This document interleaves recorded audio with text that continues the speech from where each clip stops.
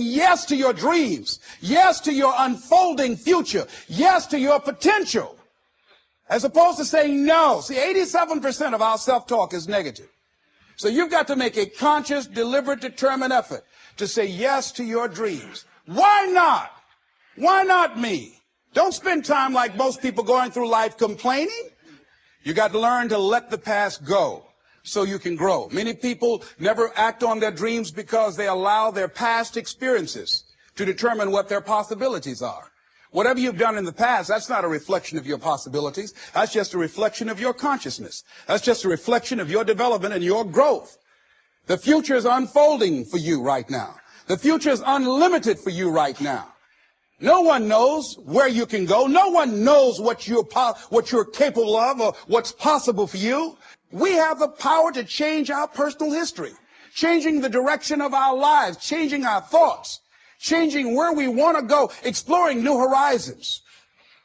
So as you begin to look at this decade and affirming that this is your decade, as you set goals that will make you stretch, that will bring out the best in you, as you begin to remove the negative, toxic people from your life, as you decide to take some chances in life, and that's one of the things that's very important. Viscard said, if you're not willing to risk, you cannot grow. And if you cannot grow, you cannot become your best. And if you cannot become your best, you cannot be happy. And if you can't be happy, then what else is there? The ideal situation for a man or woman to die is to have family members standing around their bed, praying with them as they cross over. But imagine, if you will, being on your deathbed and standing around your bed, the dreams given to you by life, the ideas that you never acted on, the talents, the gifts, the abilities that you never used.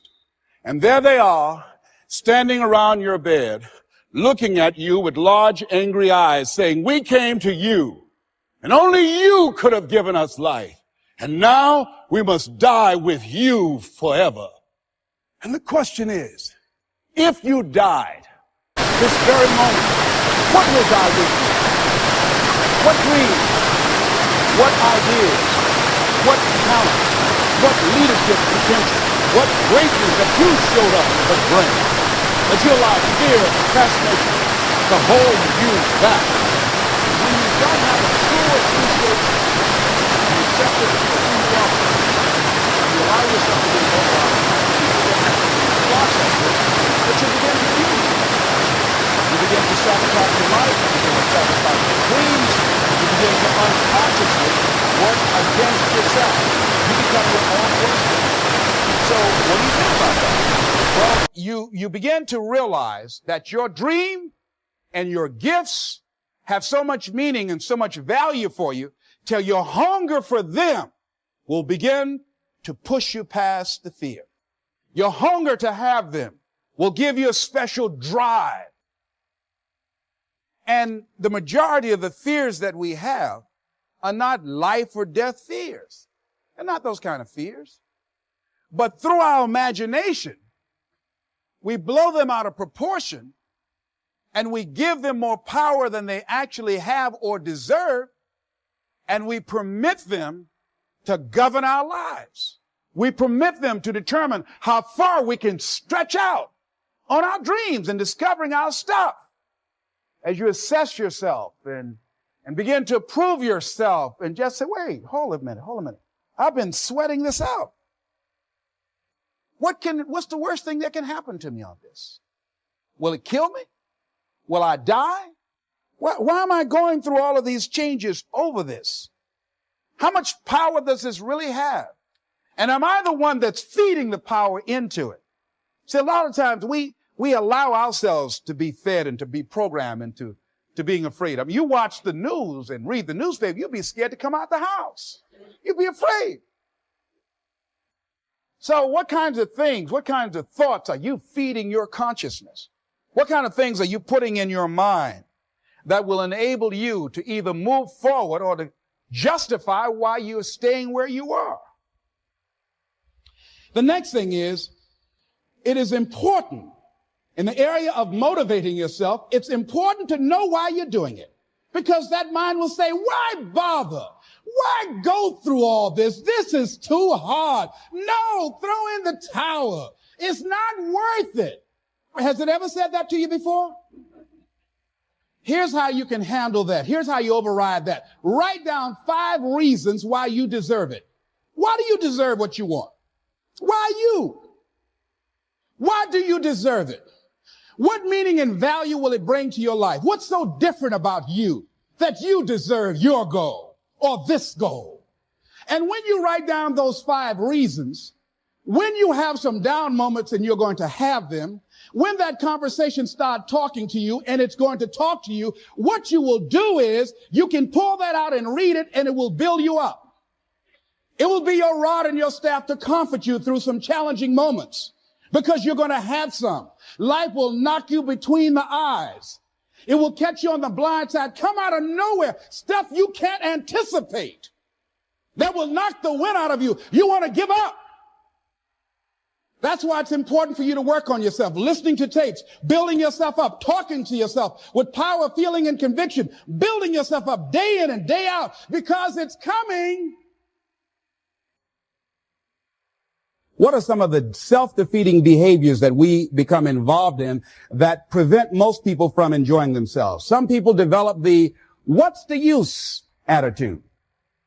Why bother? Some people have the "I really don't care."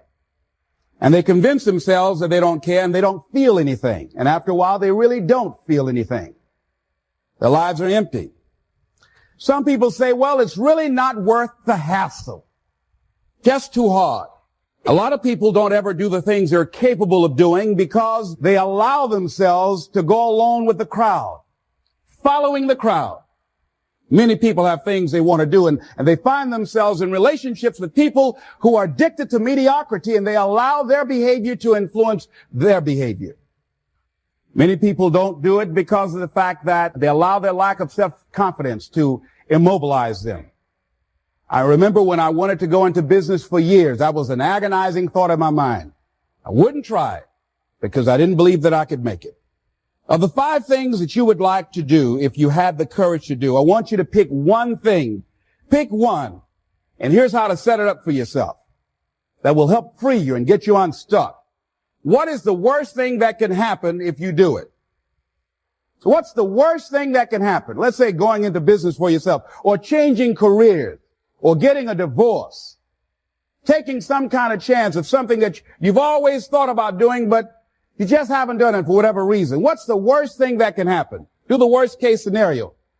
Now, when you do the worst case scenario, you write those things down, the worst things that you fear would happen.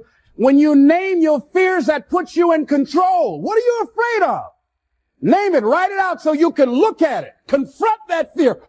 Now that takes you to the next step. What are the benefits? What are the benefits of your acting courageously, taking life on? What are the benefits of your acting courageously? Whatever it is that you've identified. Write the benefits down and then focus on them. Focus on the benefits, not on the liabilities, not on your fears. Focus on the benefits. That which you hold in consciousness tends to manifest itself. Think about how good you feel. Think about the level of increased self-respect, the sense of self-worth that you'll feel. How good you feel getting up in the morning, looking yourself in the mirror because you're taking life on. The other thing is acknowledge your fears and then go into action. This book is called Feel the Fear and Do It Anyway. That's it. See, I believe anybody who's ever done anything, who's ever taken a chance, doesn't mean that they are not afraid.